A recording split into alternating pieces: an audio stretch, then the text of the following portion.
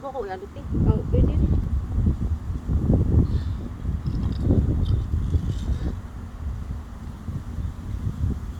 Okay. Practice tayo mag-vlog. Ayan ang kabundukan ng Korea, South Korea. Ito yung park at saka ito yung naakyat ko na yan. Mataas yan eh. Hanggat sa dulo. Ang taas. Ano pa yun? 2008 ko inakyat eh. Ayan.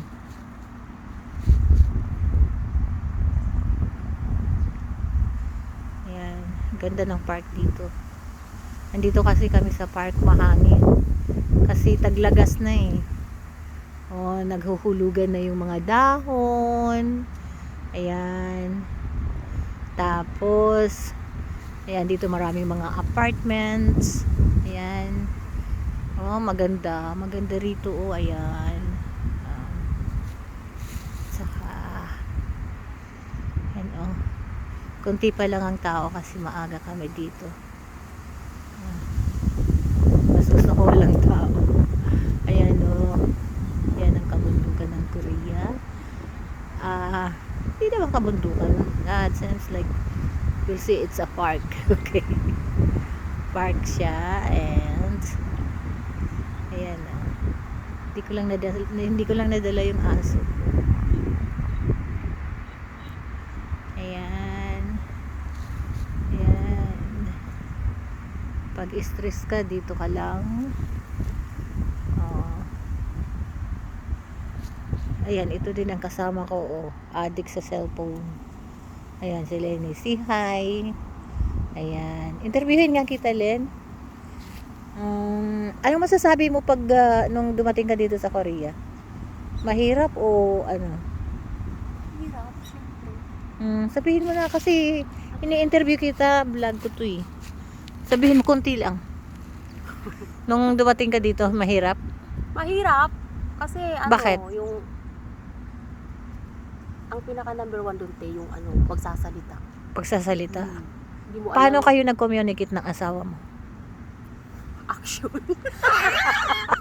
Ibig sabihin, actions speak louder than words. Hindi, nag-aral muna ako, syempre, te. Nag-aral muna ako ng ano, ng isang buwan.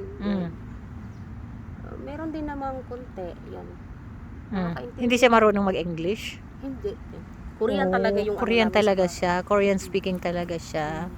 Pero yung pag pumunta kayo dito sa Korea, yung bago-bago pa lang, di ba, te? Ang una-una nyo talagang dapat matutunan. Yung language. Oo, number one The number one is the language. Kasi mahirap talaga makipag-communicate sa tama. kanila. Lalo na yung pag nagalit ang mga Koreano. Ay nagmumura sila. O, di ba? Tapos, nakakaano. Siyempre, pag ano yung Pero nakaya din po. nahuhumsik ka. Ilang taon ka na ba dito, Day?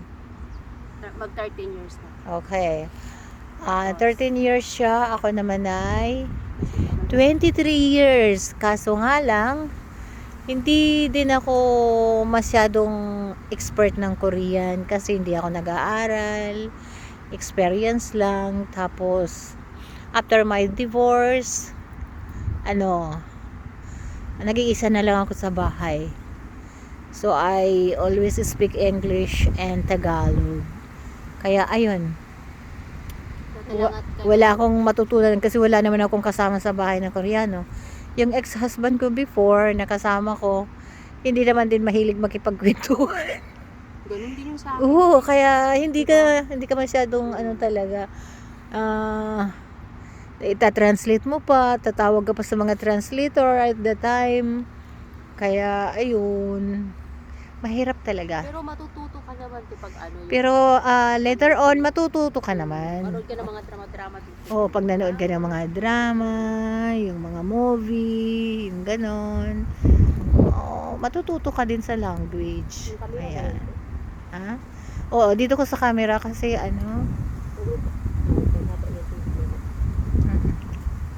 mas maganda yung mahaba, di ba? Sa susunod dalhin ko yung aso ko. Saka doon ako mag-vlog sa Yan, maganda yan, malinis yan. Akala mo puro ano lang yan, bundok, pero pag pinasok mo yan, malinis din doon pag nilalakaran mo. Kasi naka-construct yan eh. Maganda yung daan, di ba? Hindi ka mai-stress. Yung ganun. Yan, exercise niya ng mga tao. Ayun.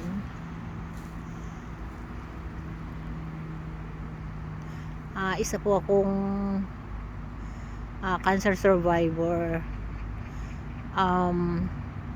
Kaya ako'y nagpa-practice na lang mag-vlog muna while in the house.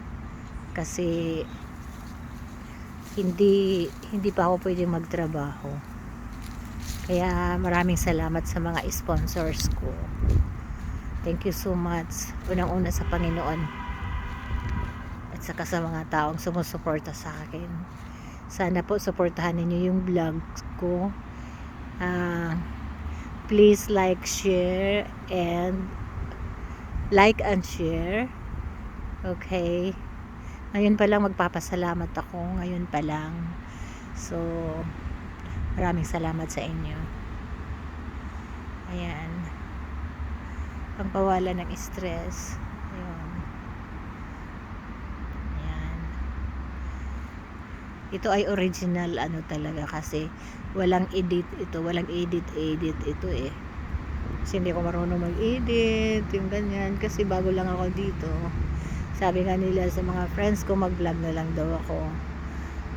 Sabi ko nakakahiya kasi sabi nung isa sa akin, mami, pakapala ng mukha pagbablog.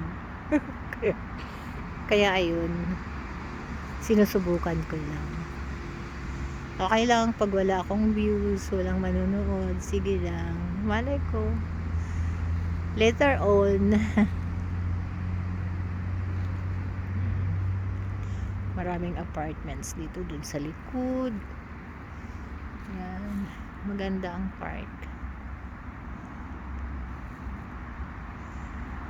Yan po.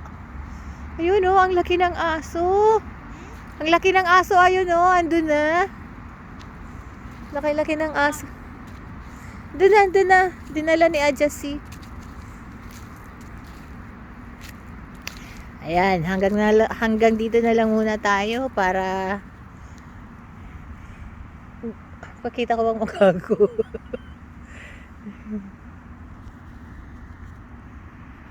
Nagbablog si ate. Nag-vlog si ate. Nagpa-practice siya mag-vlog.